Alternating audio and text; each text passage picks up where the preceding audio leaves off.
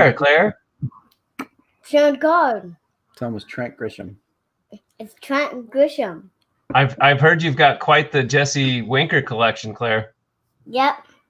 Is that your favorite player? And he has a stand. He has 2 stands. Yeah. Well, you got to have some stands. You got to be able to display those cards. Mhm. And I know you like Buck City Breaks. They sent her a Jesse Winker auto today. Nice. Wow. That's fantastic. That's awesome, Claire. Well, you guys, thanks for hopping on.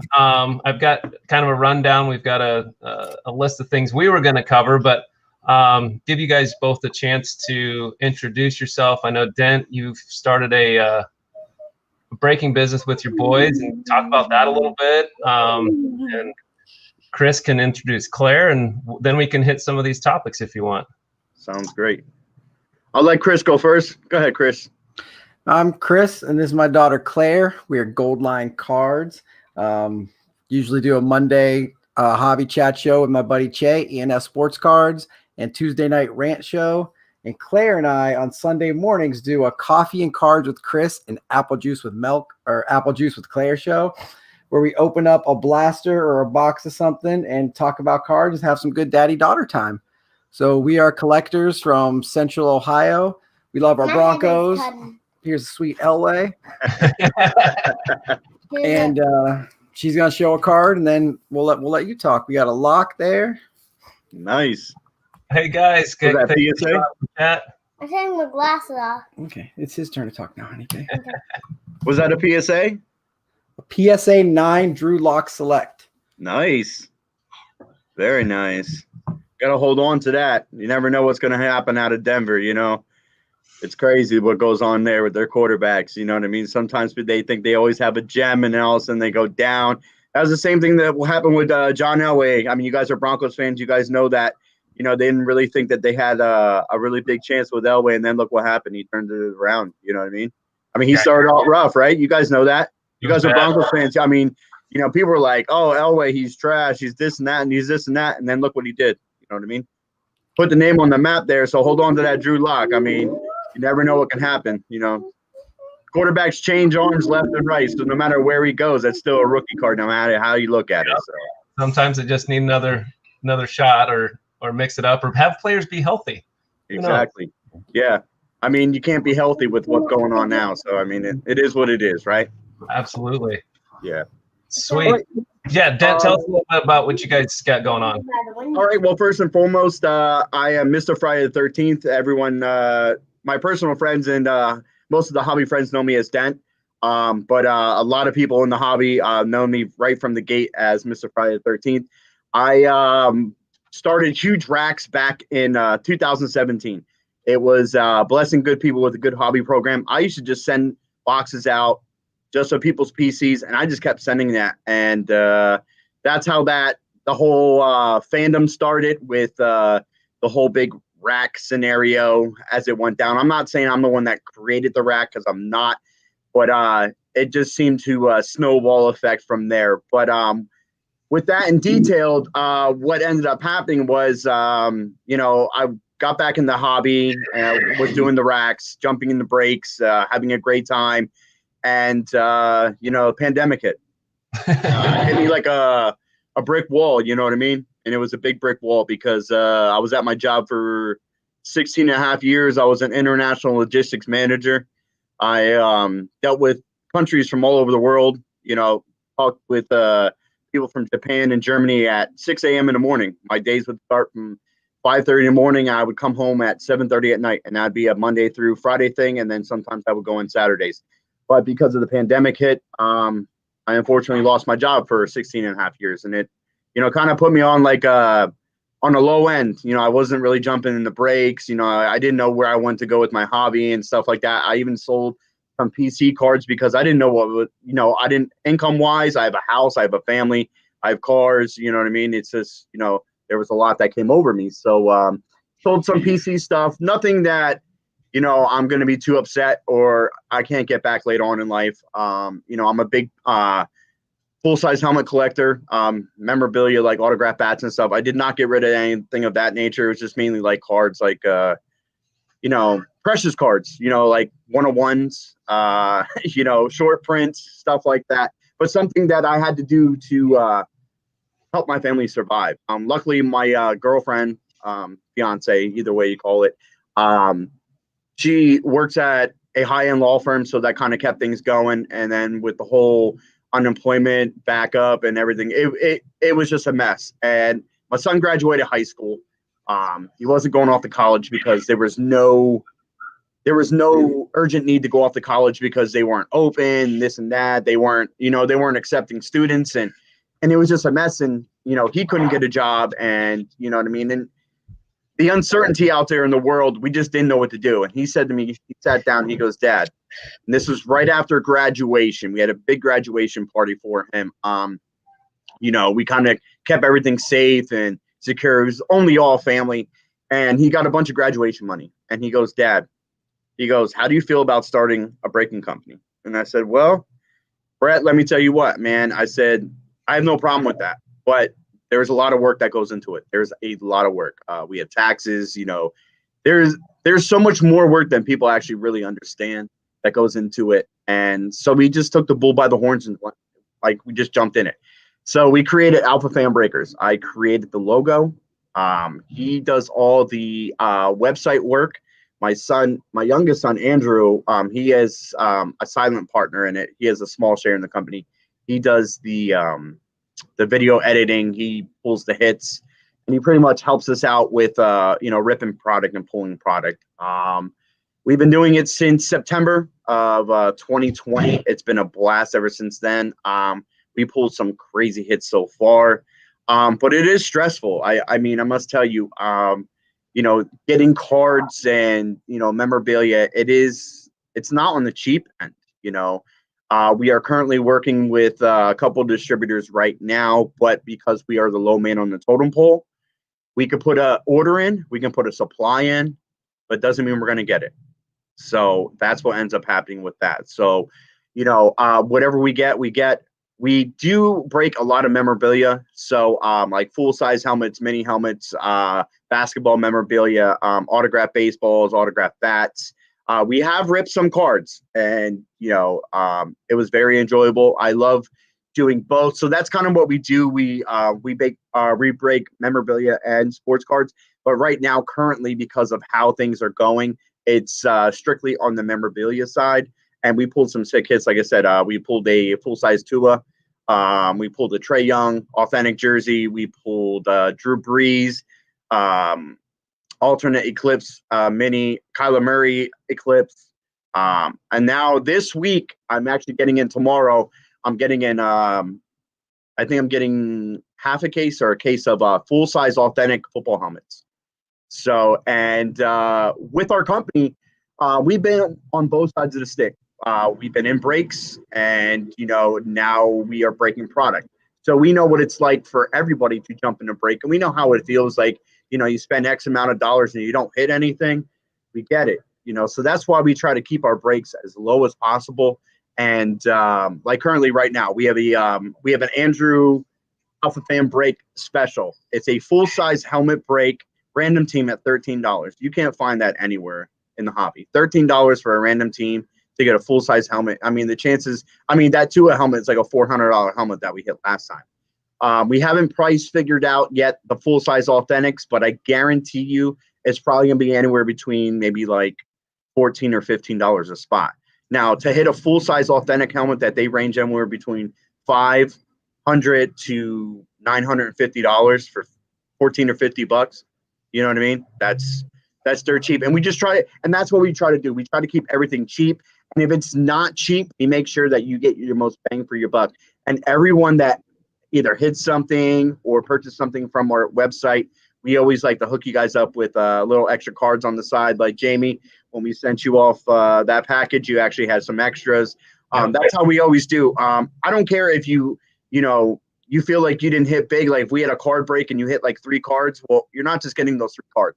I might send you a couple autographs, a couple memorabilia cards, you know what I mean? A couple rookie cards, you know what I mean? It might not be in your PC because, certain PCs are very low on. Like I have no Broncos, none, no Titans, but we try to give you, something of value, because we know that if we're hooking you guys up, you guys are going to come back. And, and it's not always about, having people purchase products, on our website and come and hang out. The biggest thing is hanging out in our chat. We just got done handing our 100 subs on YouTube this past week, and it was great. I was so ecstatic, and we're gonna have something major go down for the 500 subscribers, and I can't wait for that. But this is where we are today. You know what I mean? We break Fridays and Saturday nights. 8 p.m. is the start time. 8:15 is always the kickoff time. We're gonna do some Sundays here and there, but Sundays are gonna be like a relaxed Sunday. We haven't kind of figured out and ironed out the details yet, because I'm trying to get Brett on his schedule. Because he does come from Jersey, so that's where he lives currently right now. So, but yeah, that's how we all started, and tell you what, it's been nothing but a blast since. Yeah, Mike Eng's in here too.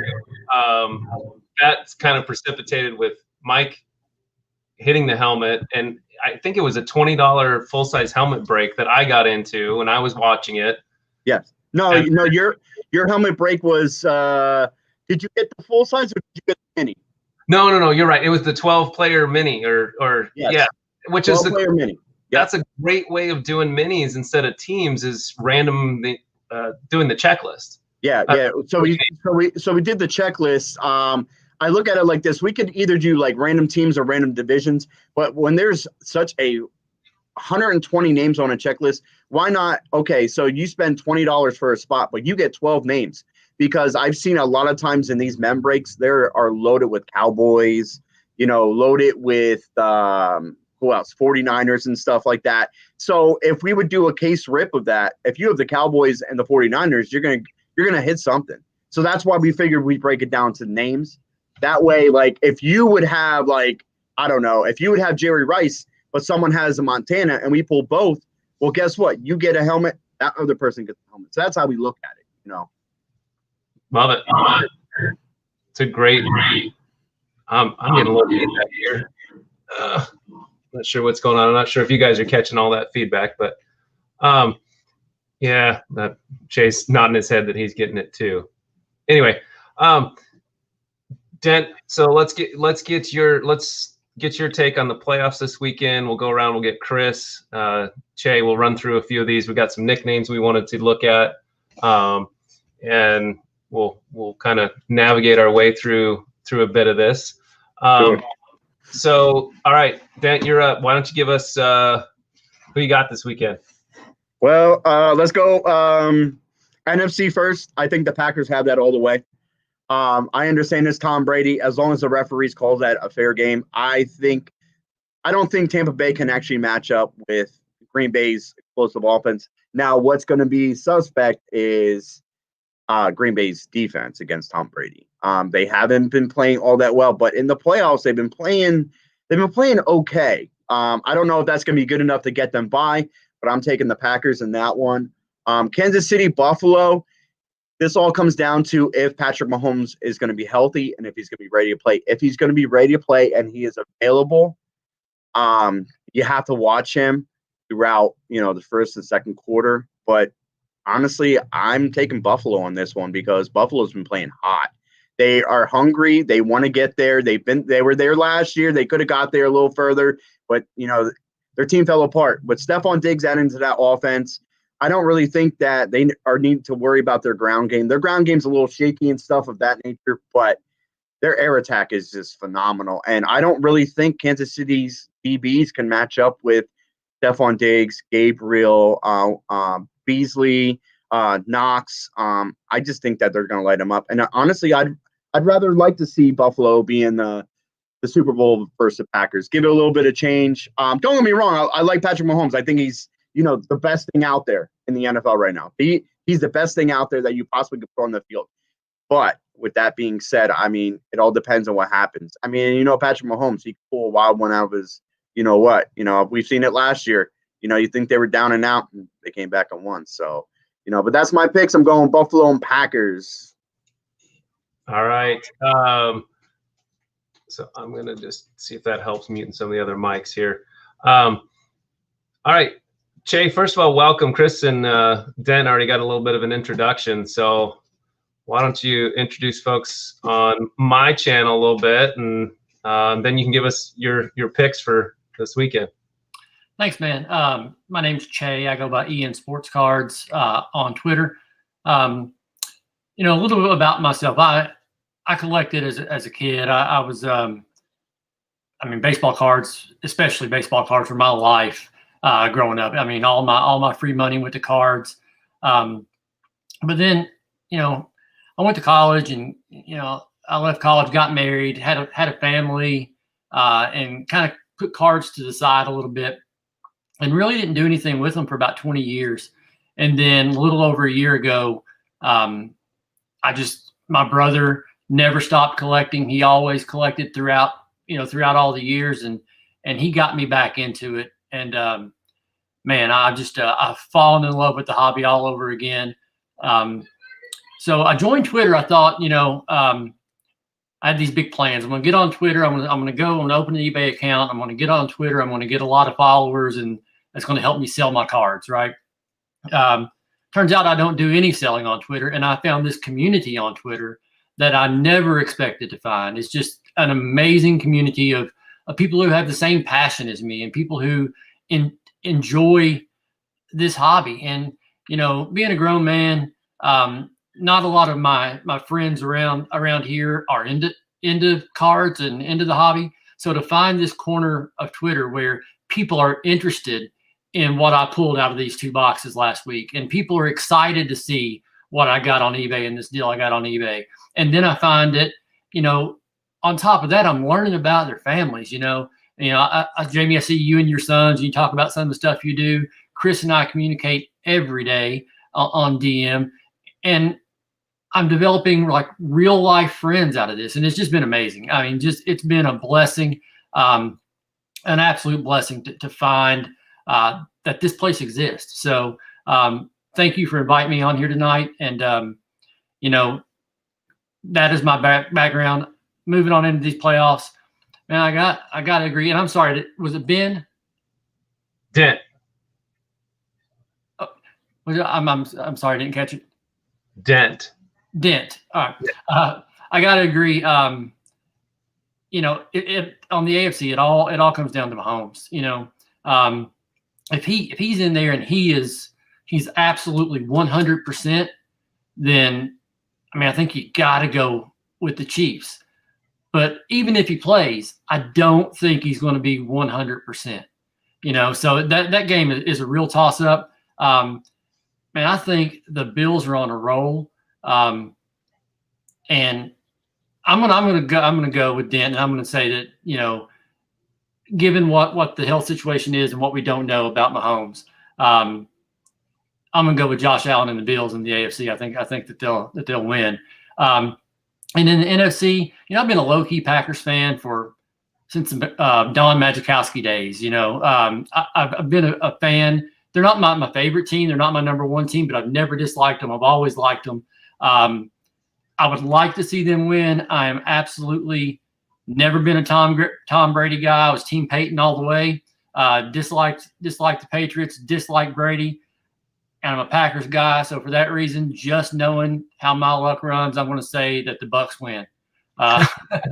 So I'm going to say it's the Bucs and the Bills, which is probably, there's not a lot of people out there that would pick that matchup, but that's what I say Super Bowl is going to be, Bucs and Bills. Unmute as well.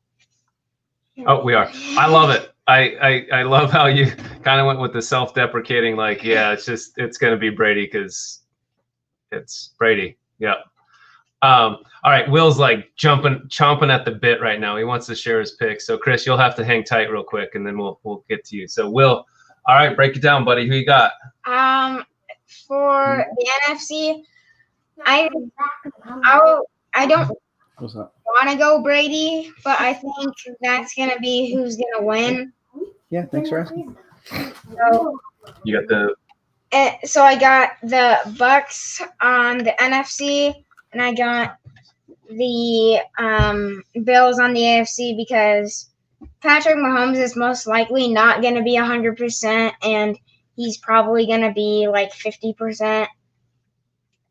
And from that, when he got that concussion, I don't think he's gonna play that well, even if he's 50%. He hurt his toe too. That was the other thing that Yeah. kind of is getting glossed over, is he did something to his foot last game. So I don't know what the timing is on that, but So I'm going Bucks and Bills. all right. That's a really good analysis. Jay's on board with that. Jay's on board with that. I'm gonna go quick because Dent kind of said what I'm on Dent's train here. I've got Packers Bills. I was rooting hard for the Browns because I'm to the point now where I've got enough friends that cheer for different teams, and between the Browns and the Bills, I don't know if there's two fan bases that have had more kicks to the nuts over the years. So I'm pulling for the Bills fans. Now they might be completely intolerable like Chiefs fans are now after winning, but that's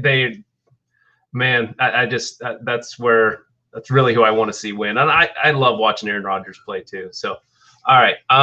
Chris, you're up, my man. Well, Jamie, as a Broncos fan, we've seen Patrick Mahomes do some things like left-handed underhand passes on 4th and 10 to beat some teams. So, he does some stuff that I don't think anybody else in this league can do. But I'm going to go – I don't want the Chiefs to win. I absolutely think that, I'm rooting for the Bills all the way. But you can't go against the reigning Super Bowl champs. The best player in the league at 80% is still better than all of the quarterbacks not named Aaron Rodgers. Josh Allen's great. Bills defense is going to give him fits. And, Cleveland, if Dirty Dan, who they say is Dirty Dan because he does all the dirty work and picks up all the plays. No, he's dirty because he plays helmet-to-helmet football and never gets called for it, like he did on Phillip Lindsay, gave him concussion and then almost broke his ankle. And then he did with Rashard Higgins. I mean, if Higgins doesn't fumble on the one, that's a completely different game into the end zone. And, the Browns came back after Mahomes' injury, but they still came back on that Chiefs defense because it's not that good. But, I'm going to root for the Bills, but I just don't see how I can pick anybody except for the greatest football player and the reigning champs. So I'm going to go with the Chiefs, although I'm rooting for the Bills. And, you guys all had awesome points. Is how do you go against the GOAT? I'm Team Manning. I hated him in Indianapolis because he always beat the Broncos. And then you love him in Indianapolis or in Denver because he's on your team. It's the same way with Brady. You didn't like him in New England. I would have loved him on the Broncos, but I want to like him in Tampa. I mean, Devontae Adams is the league's best wide receiver. You can go Stephon Diggs. I'm going to go Adams. But with Godwin and Evans, who might be hurt too, Brady, he might have the most talented offense he's ever had besides Randy Moss. I mean, that was the year 2000, something like that. Team was unbelievable when they had Randy Moss, and Brady broke all the records that then Peyton Manning broke. But then again, you've got Aaron Rodgers in the RELAX. Mr. Cool's the other side of the pillow. Mr. Brett Favre Jr., because now he's got Jordan Love in the wings. And he's the MVP this year. So I'm going with the MVP. I said all these great things about Tom Brady. And how do you go against him? Just like I did with Patrick Mahomes. So I'm kind of, going back and forth and waffling and kind of being a little, hypocritical. But, I've got to go Packers and Chiefs, although I'll be rooting for the Bills and the Bucks. But, if I were to lay money on this game, which I'm not a betting person, I would go with the Chiefs and the Packers. I like it. I think these are going to be some great games this weekend. And that's one of the things that I was talking about with some friends. The Super Bowls in the last 15 years or however long, for the most part, have been really, really good.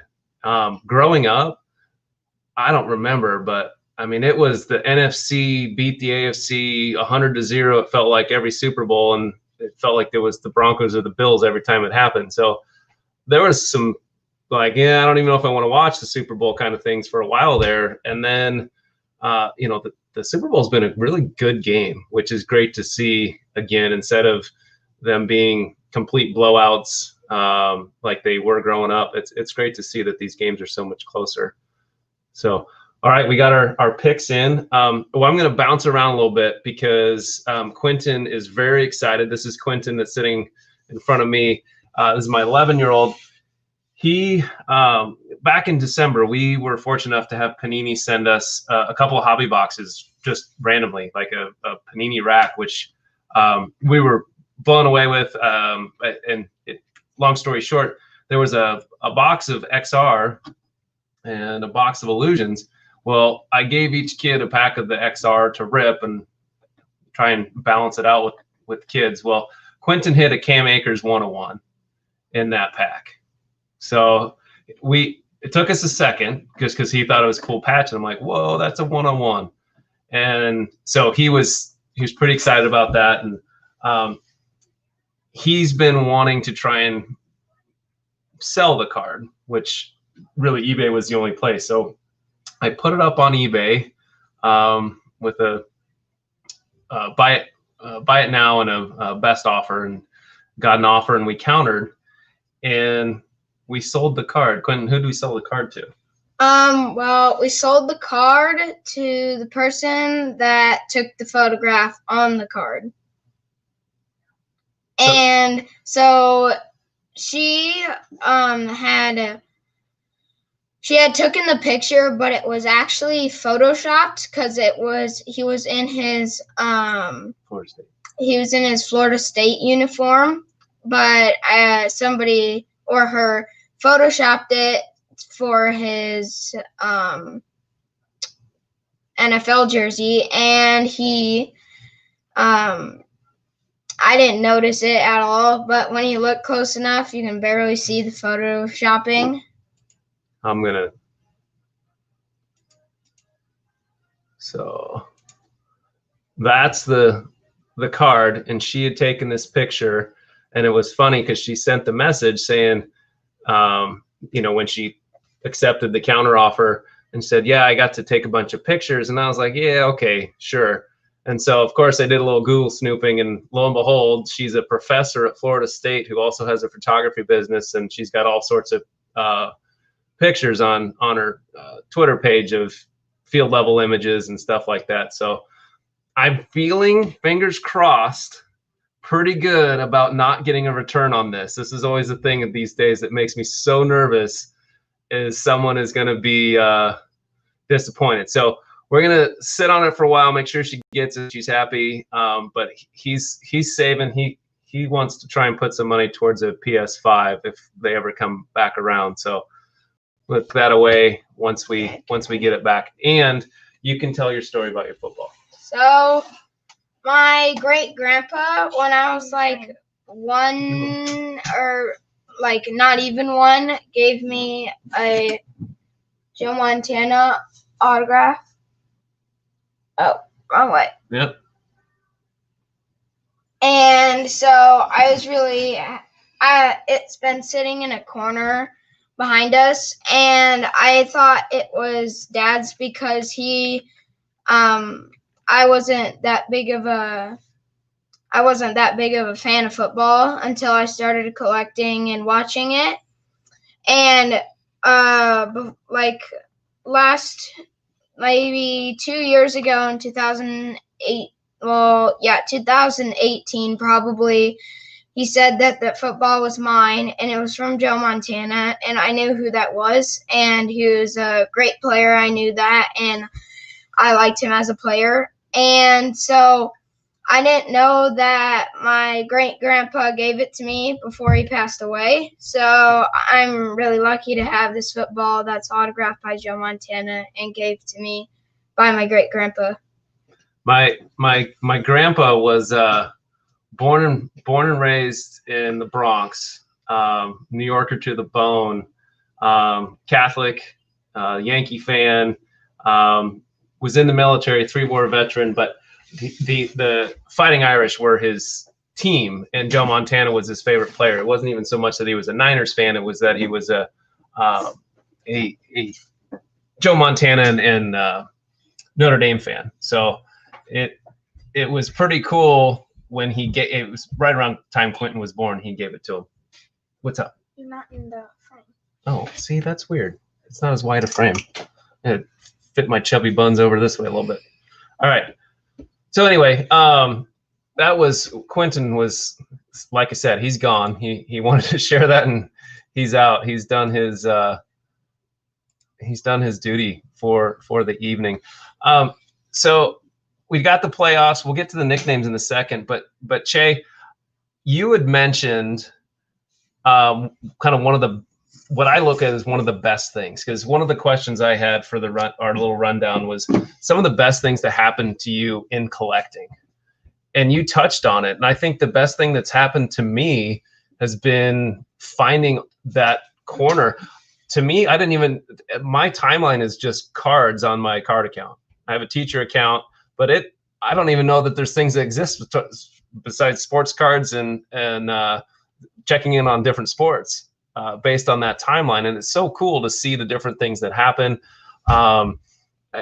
As I was mentioning earlier, the generosity of this community to think of others and things that'll brighten their day. I know when my grandfather passed away in November, there was just an outpouring of messages and people that I haven't met, but I can't wait to meet. Especially once we get out of COVID, I can't wait. I can't wait to go to a national. I can't wait to drive and pound on the doors where Chris and Adam are, and until they let me into Buck City. And those were some of the guys that following along, and that family's been awesome. Meeting Chris and Che, I think we've been chatting, but it's only been over the last few months probably. So, and then Dent's kind of an OG in all this. He's kind of the godfather in this. But that's the thing I wanted to talk about, was the best thing that's happening to you in this community, and kind of what those are. So, Chris, you want to speak on that? Yeah, Jamie's will be our last topic we'll talk about. Then I got to get this one to bed. So I'm glad you called on me because I got to go here. But Miss Clay, what's your favorite thing that happens in the hobby? Jesse Winker. That's all. And guess who wished her a happy birthday this week? If you guys didn't see our tweet, I put one of those out like K-Dub did, like Garrett did. Hey, Reds, can we get the Jesse Winker? She's the biggest fan. I see you got the trading card database up here. She is the #1 Winker collector on the trading card database. And that tweet I put out had like 400 retweets, and it's 7:11 p.m. Winker comes in on the Instagram, said, hey, I'd like to wish Claire a happy 5th birthday. And, I messaged him back and said that, I can't believe you just responded to us. Like, you just made our day. Thank you so much. She's got like 40 autographed cards and balls. And, I showed him some pictures of her collection. He's like, that's so awesome. Little girl loves me. And, thank you for the support. Hope to meet you in the spring. And I got a couple hookups in the Reds that last season, we're going to get her to run out on the field with him. But obviously there are no fans. So maybe if there's fans next year. But, the best thing, like Chase says, the community and hold on, honey, I'm talking real quick. Then I'll read it. I'll figure out which one you have when it's our turn, when it's not our turn. Okay. And it is the relationships, like you said, Jamie, the grandfather rack. I mean, I knew who you were, but we didn't really talk before that. I got a big, group of people together to send you something to make you feel better. And that's kind of what sparked our friendship. Nick Lacucci, he lost his mom right after you lost your grandpa. And I did the exact same thing for him. We sent him to Frank Thomas's, and that sparked an amazing friendship. He's like one of my very best friends now, that, better than my best friend in my own city almost. And Che, it all started from helping other people. And then our cardboard corner show on Mondays. And now we chat with each other every single day. And now I got a feeling I'm going to start talking to Dent a lot more too now, because I've never really interacted with you, but you seem like a great person. Just another collector, Josh. I mean, my kid turned 5 on Sunday or Saturday, and Sunday we did a show. We had 32 different people send her cards in the mail for her birthday, just birthday cards. Some of them had Dairy Queen gift cards in it. Some of them had Jesse Winkers. One had a $10 bill from Grandma Ruth, Sue Tiska's mom. We call her Grandma Ruth because she's funny. And, just the outpouring of the community and stuff like that. And now, the Project 2020 and Blake Jameson are really what got my daughter and I collecting together, because she started Claire cards. She started her own paint cards. We sent them to a bunch of friends. This was real hot back in the summertime in May and June. We were sending them out 100 of them a week because we put some videos and stuff together. And it all started from Blake Jameson watching his streams every night at 1023 in Project 2020. So she's got some 2020 cards. She's got a bunch of art cards. Our friend have Claire cards. And now my daughter, who's 5, and I have a card show that we like to do together on Sunday mornings where, we have 10 people watching. It's not about that. It's about my daughter and I having that time together. My wife likes collecting cards. My son's name's Cooper. We have a huge Cooper Cup PC for him because his name's Cooper. So that's really cool. And like Chase shared with me yesterday, another guy, Cooper's dad, is his Twitter handle had all these awesome patch cards and spelled out Cooper. I'm like, I'm going to have to do that. Okay, that's fine, honey. I'm going to say goodbye right now and I'll come help you, okay? So, for me, it's absolutely the relationships you make, but also it's the cards you collect because, I got all these beautiful Drew Locks here, like Game Worn John Elway from 1988. I probably paid way more than this is worth, but you know what? That's worth what I paid for it to me. It's like that old Seinfeld episode where he buys the coat. Like, what's that worth? It's worth what I paid. I'm going to walk out of here thinking you paid $2,000 for that coat. Like, you know what? I paid what I wanted to for this card. It's out of 10. So that means there's 10 of these in existence. And now I own one of them. So whatever, like I paid what I wanted to for it. And then you have awesome people like Josh who just sent me this because he knew it belonged in my collection. Or same thing we do for each other is we send, I've got piles over here of stuff. There's probably 30 Bryce Harpers for Josh, or there's a bunch of Lewis Roberts for Nick, and a bunch of Kentucky guys in college uniforms for Che, and my Philip Lindsay's for Jamie because that's his guy, and my Lavishkas that I sent you like a week ago. You open a pack of cards, and someone put on Twitter earlier because Josh had this, who are the people who inspire you tweet this morning, and I've never seen one go off like this. You're included them here and there, and it's nice, but then like 500 notifications later, you're like, how did it get this big today? And somebody made a comment, when you open a pack of cards, I get so excited that I find a card that I can send you compared to the ones that I just opened. And I absolutely love that. Sometimes we open cards on our Sunday show. My buddy Justin watches, and if he's watching, I got a St. Louis Cardinal, it goes right into his stack. Or, the Pittsburgh Steelers kid from last week. How many people sent that kid Steelers cards? Like 5,000? I don't know, but that was just awesome to see the community come together. Ben from Midwest Box Breaks makes one tweet about it. Everybody retweets and everybody sees it. That's the community we have. That's the community Che was talking about that he went out and he found when he was trying to sell cards, he found the sense of belonging. And that's what it is, man. That is. But, Jamie, thanks for having me. Quentin and Will, I appreciate it. I got to go get Claire to bed. I didn't know it was going to be like 45 minutes and we're halfway done. So that's awesome. I had a wonderful time, but Becky's asleep on the couch with Mr. Cooper. So that's daddy bedtime duty. So thank you guys so much. And we'll see you. Card. I had one handy. Oh, awesome. Awesome. So yeah. So thanks so much for having us on. We'll see you guys. Thanks, Chris. See you, Chris. Be well. Awesome. So Dent, how about you? What are the best things happening to you collecting? Honestly, I think we all pretty much touched on it. Was expanding the horizons and meeting new people from all over the world, even though you're not actually being able to meet up with them, just DMing, just chatting, tweeting, and just connecting with people on a whole other level. And then you actually finally get to know people by talking with them, and it's great.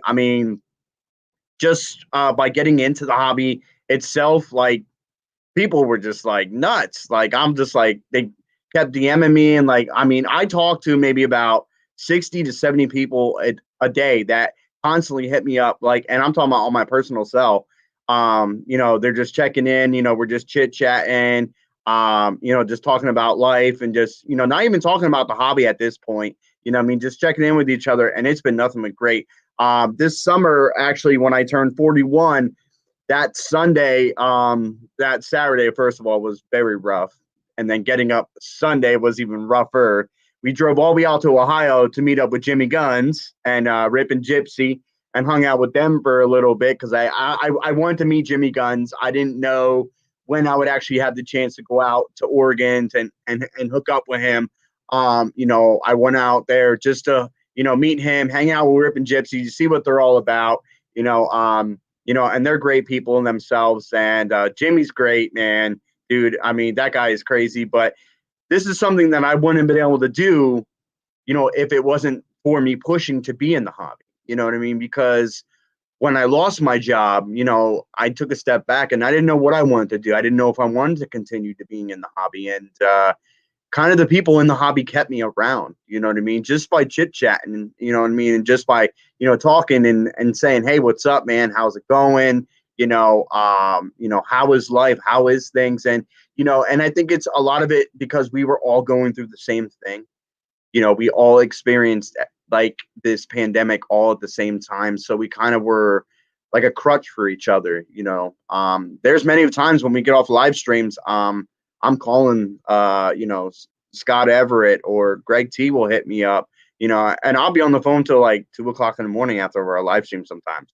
My girl's like, yo, are you a girl or something like that? Get off the phone. I'm like, well, hey, whatever, but no, it's great. I mean, that's the best thing I like about the hobby is that I connected with so many people all throughout the world. And, even if, they're douchebags to some people, I have not met a douchebag yet. So, I mean, it's been great. It's been great. I mean, I like everybody. I'm very friendly. Sometimes I can come off to being, an a-hole and stuff like that. But, once you get to know me, I'm like a big teddy bear. So, that's just how it is. Don't let that Mr. Friday the 13th thing fool you, but I'm a softy when you guys get to know me, but you cross me, that's a different story. But other than that, That, yeah, I think we're all on the same page here. This is I think what it's all about. I can look around at my collection and look at different things and know that exactly who it came from. I've actually had to start tagging things because people are like, oh, there's, like Chris was saying, here's some Chenaults or here's some Lindsays, to keep track of the stuff that people send me out of the blue, because that there's connections, there's friendships being made. I think that's a really amazing thing. I was chasing the Philip Lindsay rainbow for 12 months, and the 101 finally came up on eBay, and it went past what I could do for it at the time. And so I was like, well, missed my shot there. Shows up a week and a half later in my mailbox. And it was someone that I frankly I don't interact. I mean, there's some things where I wouldn't have talked to him, maybe in a chat here and there, but it was Nathan Huff, who's, if you follow him, the stuff he does for people on Twitter is amazing. And I was just blown away. And it's kind of the highlight of my collection is the one rainbow I'll probably ever chase, because they're so stinking hard to do unless you hit the 101 out of the gate. But all right, Will needs a little, which one did you want to do? Nicknames? You had some good ones. Yeah. All right. So we were going to do a little kind of round robin about some of the best sports nicknames. And Will's an avid YouTube watcher, so he's always watching videos of old football players, mostly football. But what were some of the nicknames you wanted to go over? The Hefty Lefty. Dent knows the Hefty Lefty. And so, I've got two guys. I got Kentucky guy and a Giants guy on here. My all-time favorite. I just shared one of his autos on my 365-day tribute the other day. I mean, the greatest, the absolute greatest. Absolute shame that he's not with us anymore. But he's I probably got that auto right here in front of me. But yeah, good choice, Will. Dent, you got one? You're muted. Sorry, I did that. Trying to review. Yeah, you got me. Yeah, it's not even actually part of my PC at all. I was always a fan of, well, I guess it is the part of my PC, but it's a very small part of my PC. Nicknames, I would have to go with Weapon X. I like Brian Dawkins, and I hate to say that because I'm a Giants fan, but I love that man. I mean, that dude was one of the best, defensive players, that I've seen on turf. And he's such a great person. I actually met him what was it, like maybe 5-6 years ago. I was actually out in Philly, and I was walking, and where were we at? We were actually in King of Prussia, at the King of Prussia Mall. And I was on like the 3rd level. I think we were walking to the food court, and like a bunch of people were like walking. I'm like, that guy looks like Brian Dawkins. And he turns around and was like, yeah, I am. I was like, oh man, what's up? Shook his hand and everything like that. It was pretty cool. But yeah, Weapon X, out of all the nicknames, like that just sticks out to me like the best. Like it just, because he was the Weapon X. Like you never knew where he was. You never knew where he was. So I like that. Jay, you got one? Yeah, I've got a couple. But first, Will, just so you know, when the Hefty Lefty played at the University of Kentucky, his first nickname was the Pillsbury Throwboy. And then he was also known as the Round Mound of Touchdown. So people called him the Pillsbury Throwboy, the Round Mound of Touchdown. So which those are great. It's hard to beat those. But a couple of my all-time favorites: Reggie White, ordained minister in real life, one of the best defensive players of all time. His nickname was the Minister of Defense. I mean, you can't get much better than that. Frank Thomas, the Big Hurt. I'm a huge Frank Thomas fan, and I thought that nickname was just really fitting. And I was always a Sean Kemp fan. And just the Rain Man and the double play on It's Always Raining in Seattle, but the rain, it was REIG and Rain Man, but kind of that double play, I thought that was perfect for Sean Kemp. So those are some of my favorites. And although not officially one of the best nicknames of all time, my favorite is probably Eric Davis from Cincinnati. And I just had to say, I know we're on nicknames. Josh, just another card collector. You talked about opening your mailbox the other day to find a card just out of the blue.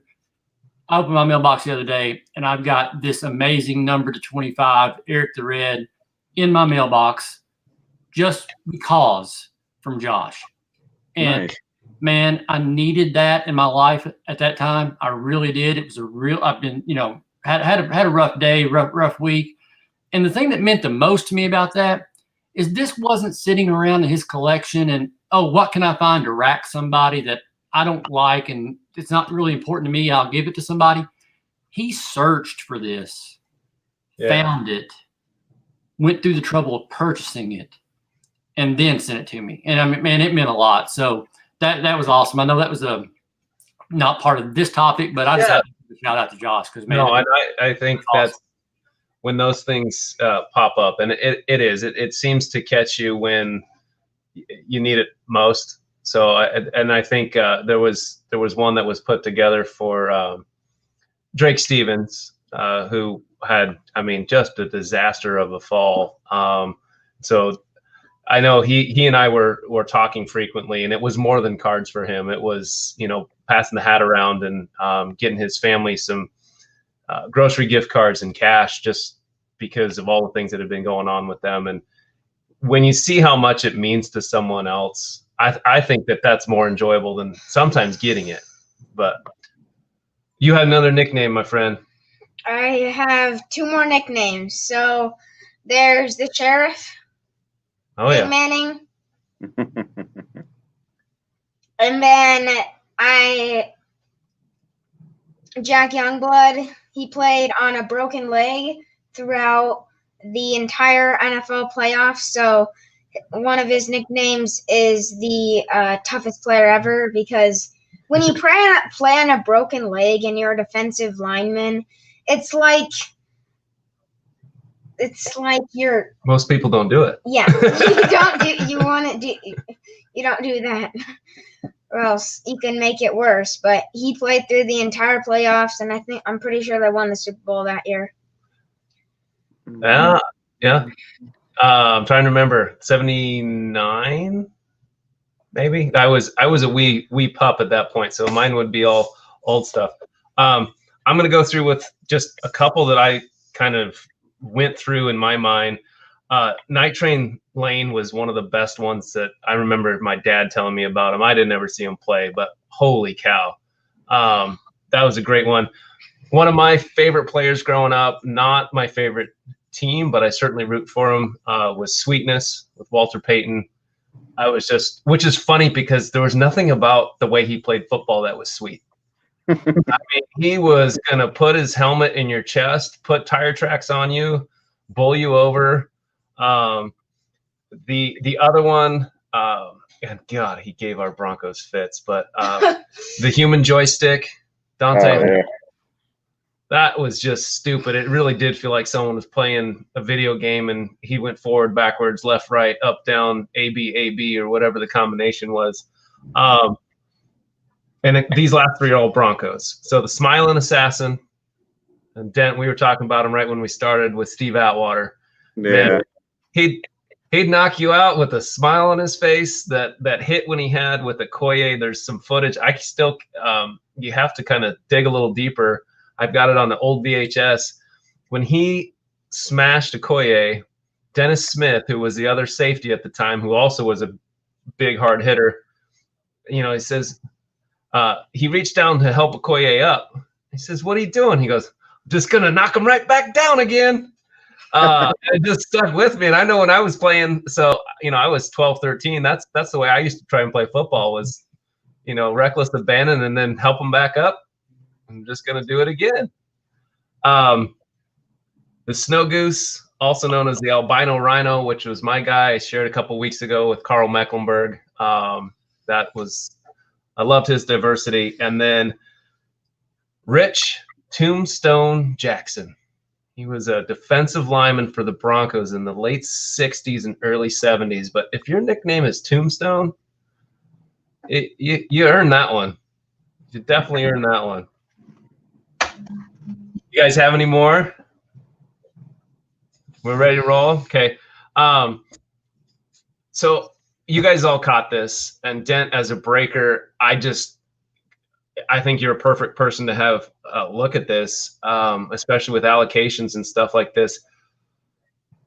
Was it Blowout that had the Donruss basketball for $1,200 for a hobby box? Will, and I know basketball and football are different, for his 8th birthday last year, bought himself a hobby box of Donruss football 2019 for $75. It's just, yeah, the fridge, the bus, those are some other good nicknames.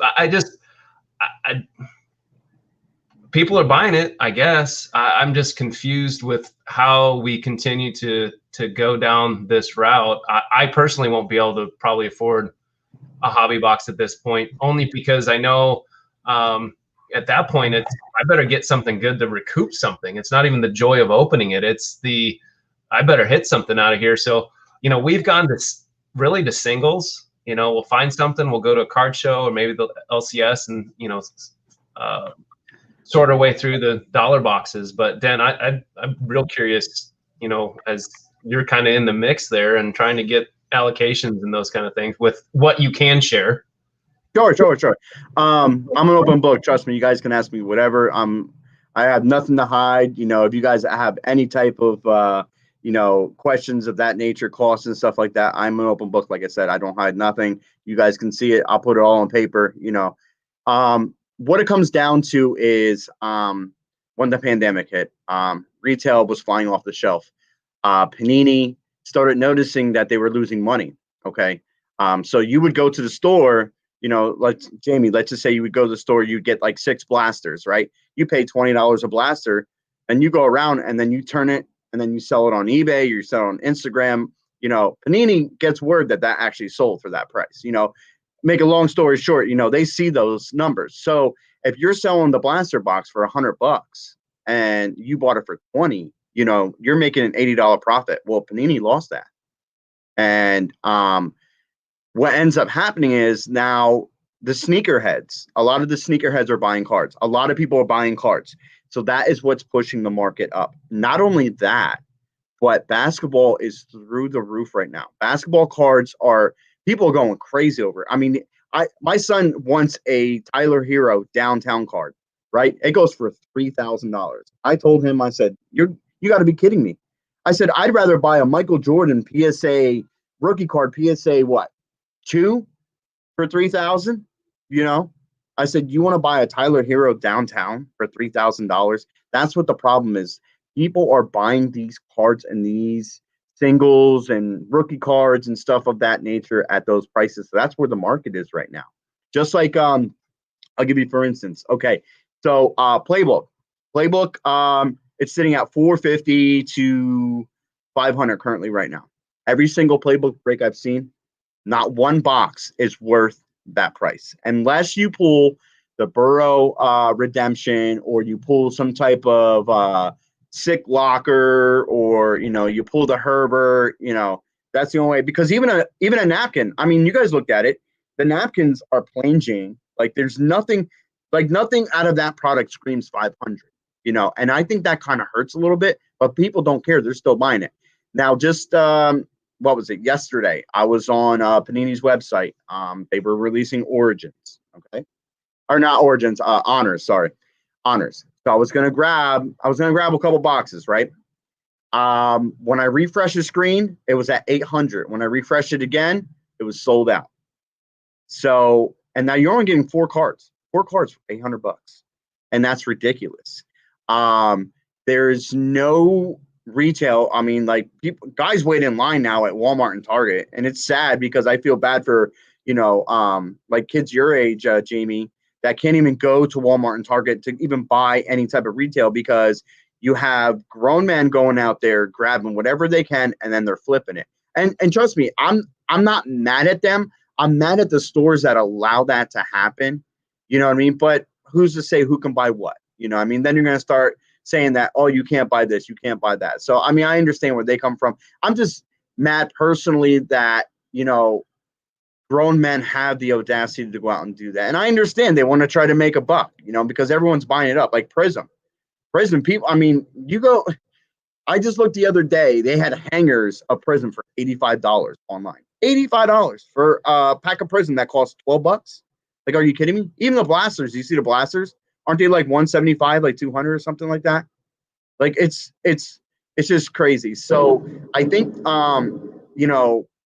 because of the pandemic and everyone was home, and the cards actually kind of took off, it kind of made the hobby more expensive, kind of like how it used to be before the junk wax era. I mean, Jamie, I don't know if you guys remember that before the junk wax era. Che, I don't know if you don't, or if you remember it, but cards were expensive back then. They weren't cheap. Like, you couldn't go, like you would go to a card store and $50 was a lot back then. So if you seen, like, I don't know, Michael Jordan rookie card in the glass case, and this was before the junk wax era, and the card was $100, you know what I mean? I should have bought a bunch of them then, but I didn't. But $100 back then was a lot of money. So with products being crazy priced, I do not personally buy any products from like card products from like Dave & Adams or Steel City, because they are charging a little bit more than what some LCSs that I've contacted, because I've actually contacted a bunch on Instagram. I don't have an LCS around me. I have no card shop. We haven't had a card shop since I was 6 years old where I live.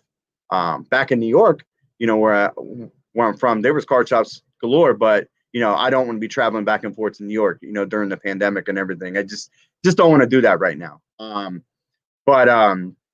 Yeah, I mean, $1,200 for a box of Dunruss, but I mean, you're chasing the rookies, and it's funny on how fast the NBA products have blown up. Like, the NBA products are I honestly think the NBA is going to actually surpass football at one point, because wait for football to have a down draft, meaning that there's not sought after rookies, because we've had those years. I mean, there's been a couple of years where, some, like the rookie class, there was a lot of hype on it, but it wasn't high market hype, But getting back to that with basketball, with the sneakerheads, I mean, sneakerheads, what are those? Football players don't have sneakers. Basketball players have sneakers, right? So sneakerheads are grabbing up those products, and they're selling them, like Zion's, Ja Morant's, Tyler Heroes. People want those cards. People want them bad, and they're willing to pay whatever, and that's why things are the way they are. It's crazy. I try not to touch any type of basketball, because knowing the chance of, spending $1,200 on a box and getting nothing, like not even getting your return in it. You might get a couple rookies, but then, that would be a complete loss. But people are buying them. People are buying them, and that's what's driving sales. I don't know if you guys checked out Vegas Dave on Instagram. Dude's loaded, right? You guys know about the Mike Trout story, right? Bought the refractor, sold it. He actually linked up with Coffee and Card Breaks out there in California. Now they are a sports card shop. I actually watched one of their Instagram live breaks. They were ripping into 2017, 2018 Donruss optics. So they were looking for the Luka and they're looking for the Trae Young. A guy actually spent, I think it was a cello box. I think he spent like $900 to $1,000 for that cello box. And I was like, what? But he did hit two Trae Youngs out of that. So, that was decent, but yeah, and you have all these other people. Like I see so many Instagram breakers that are breaking retail, and nothing against the kids because hey, that's cool, but they don't really know what they're doing. And I don't know. It's a different world, but it's sad. It's sad because even when we go to a local like merchant mall or whatever, and the guy has some cards. He used to have a card shop, but he gets cards every now and then, and he'll have some products. But he actually told me he's actually moving pretty soon. He's moving, I think, like to the Philippines or something like that with his wife. But he asked me if I wanted his contact and stuff because he's going to stop getting cards because he can't afford it. He can't afford it. And I'm like, well, hey, I understand. But, hopefully it won't be that bad. Hopefully prices will come down, but in order for prices to come down, people have to get out of the hobby. Certain people, like I said, it doesn't help that everyone is in it for the wrong reasons. I shouldn't say that everyone. A lot of the newer people that flip product are in it for the wrong reasons. Like they're in it just to make a quick buck, and they don't care. They don't care what's in it. Now, me, you, Jay, you know what I mean? We're all about collecting, what's in the product. I like when we had a box of cards here and we ripped it on our live stream. I was lucky enough, the guy that we ran into, I actually got 2 Prism hanger boxes, and he sold them to me for like $35. I was like, okay, whatever. I really don't want to pay it, but I paid $35 for it. And it wasn't a bad rip. It was a fun rip. The boys actually, I let them rip it, and we won from there. Now, the biggest thing that we're doing is since cards are so expensive, my son Andrew's like, let's start ripping Pokemon. I was like, yeah, let's start doing it. So we don't do it live. We just do it just to rip packs because I like ripping packs. You know what I mean? As long as it's something cool, I'll rip. You know what I mean? It's fun sitting there with a bunch of packs and ripping them open. Am I right? I like to sit there and just rip packs left and right, and that's what we did. So we just started having like Pokemon here and there and just like rip them and just start stashing them away. Just something that we like to do. But yeah, the prices are crazy, man. They are really crazy. So, Shay, I'm assuming you saw that, and there was a lot of head nodding on your part too. That it's wild. Yeah. I'm also probably going to have to give us a little countdown timer because I got to get the smalls to bed here. But quick take on that, and then I'm going to let Will have the final say, and we'll kind of wrap up. But thoughts on that, Jay? Just really quick. I'm no economist, and Dent knows a lot more about it than me. But when I look at the pricing, I didn't know whether that was Panini doing it, Blowout doing it, a combination of both. I thought it was probably a combination of both.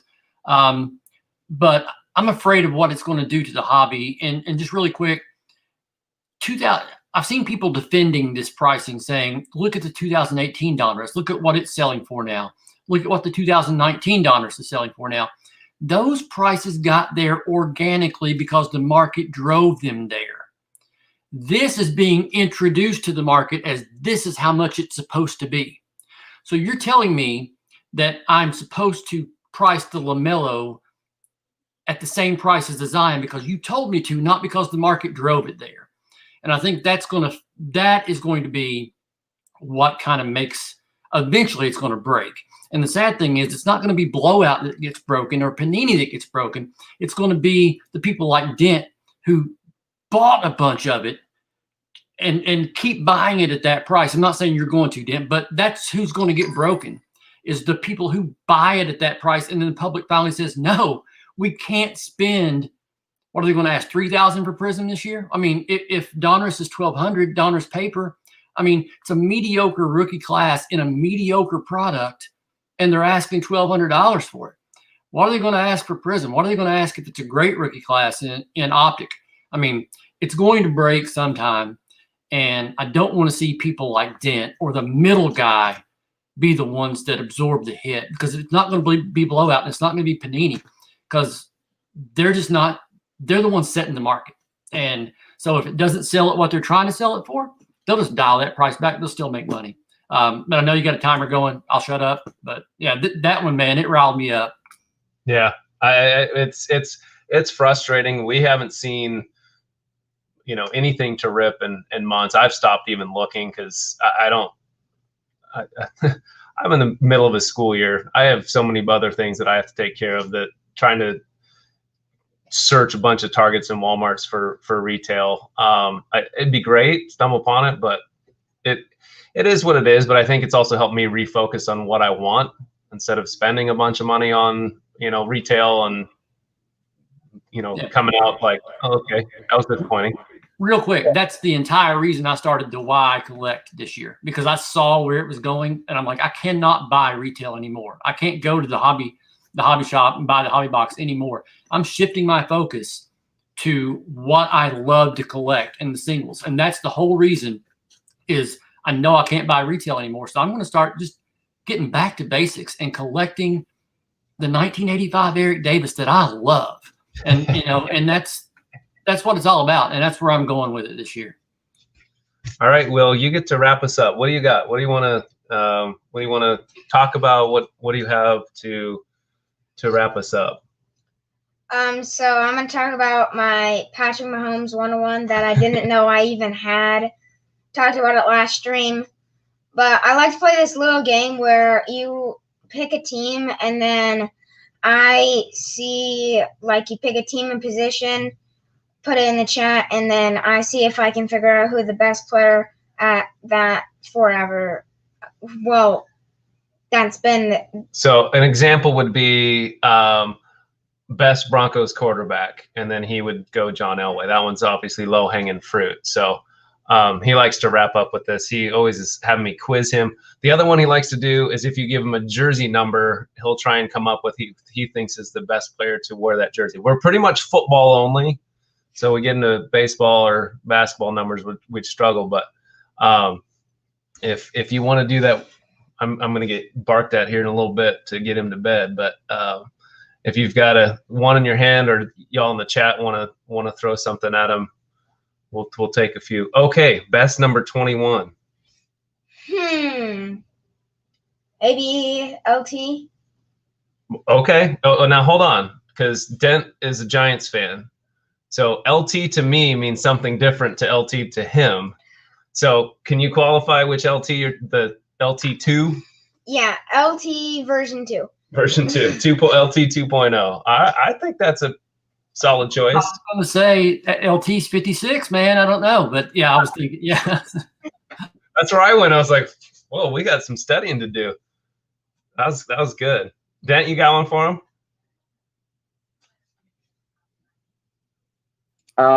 Best number 20. 20.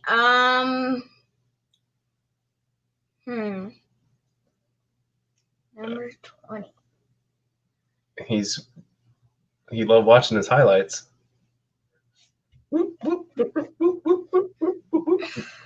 At least the one I'm thinking about is a running back. Me too. Me too. Maybe the best running back ever. Barry Sanders. Okay, you got it. Good job. Yep, good job. Lead you in. All right, let's take this last one. The best number 12. That's a good one. 12. Well, I know there's one person who played for the Broncos. Wasn't that good. He was number 12. Well, we're talking best. I We're know. not talking the biggest quarterback I first know. round bust. Let's see here. 12. Yeah, I know exactly who it's gonna be, and it's gonna be Tom Brady. I think that's pretty fair answer. I think there's probably some other arguments, but as much as it pains me, that's probably it. You guys, thank you so much for hopping on tonight. I really appreciate it. Definitely we'll continue to chat, and Dent, I'll be, if nothing else, in the chat and hanging out with you guys on the nights I'm available when you're breaking, because it's a fun chat. So Yeah, no problem, Jamie. good stuff, you guys. Thank you so much. Great night. Have a great weekend. I appreciate everyone tuning in. So good night, guys. Good night. Thanks for Thanks for having me, man. Absolutely.